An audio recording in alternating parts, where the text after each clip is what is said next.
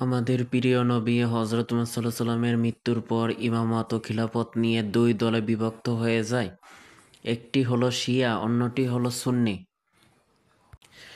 শিয়া সম্প্রদায় মূলত উদ্ভব হয়েছিল ইসলামের শেষ খলিফা হযরত আলী রাদিয়াল্লাহু তাআলা এর খলিফা নির্বাচনকে কেন্দ্র করে। শিয়া সম্প্রদায় প্রথমে রাজনৈতিক দল হিসেবে আত্মপ্রকাশ করলেও পরে তারা ধর্মীয় দলে রূপান্তর হয়। আর সুন্নি সম্প্রদায়ের হলো তারা যারা রাসূল সাল্লাল্লাহু আলাইহি সাল্লামের সুন্নাহ অনুযায়ী নিজেদের গঠন করে। শিয়া শব্দটি আরবি শব্দ, এর অর্থ হলো দল, গোষ্ঠী, অনুগামী, অনুসারী, সাহায্যকারী ইত্যাদি। সাধারণভাবে ইসলামের ইতিহাসে হযরত আলী রাদিয়াল্লাহু তাআলার অনুসারীদের শিয়া বলা হয়।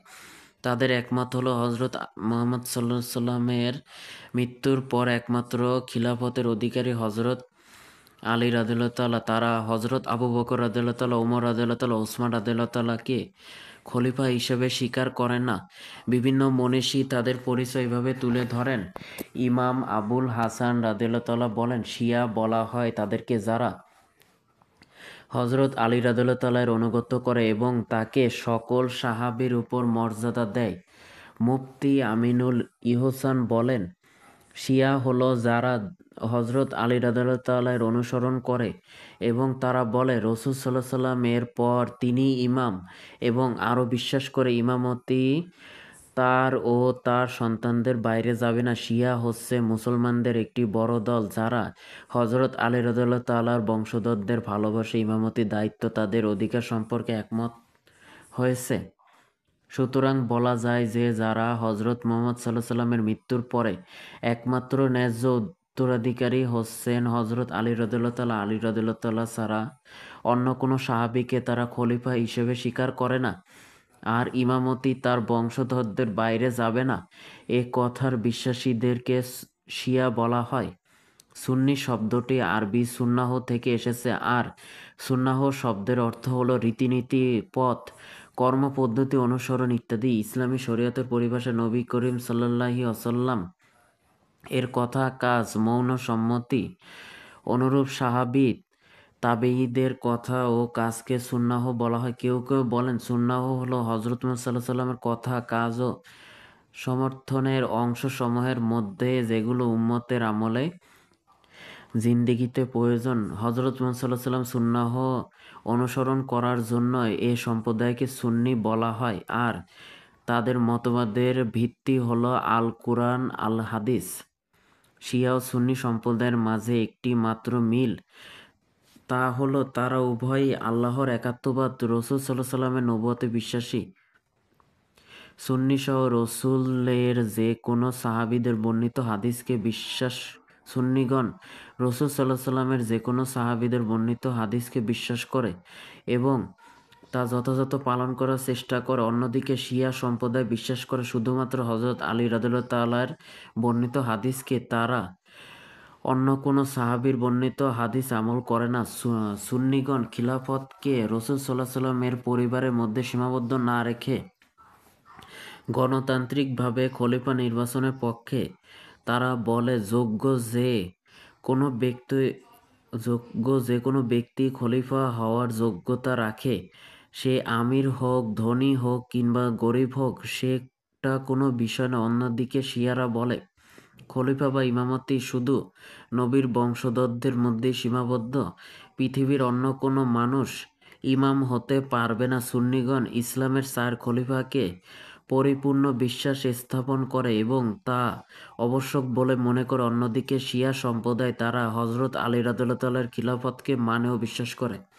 তারা বলে পূর্বের 3 খলিফা সম্পূর্ণ অন্যায়ভাবে খিলাফতে অধিষ্ঠিত ছিলেন।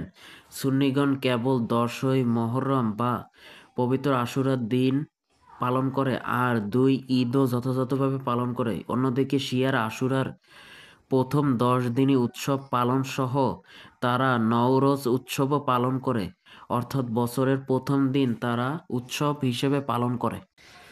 সুন্নিগণ দিনে 5 ওয়াক্ত নামাজ আদায় করে। পবিত্র হজ পালন করাকেও তারা উত্তম মনে করে, যথাযথভাবে সম্পন্ন করে। অন্যদিকে শিয়ারা দিনে 3 জিয়ারতকেই উত্তম কাজ বলে মনে করে। সুন্নিরা বিশ্বাস করে হযরত মুহাম্মদ সাল্লাল্লাহু আলাইহি সাল্লাম শেষ নবী ও প্রতিনিধি।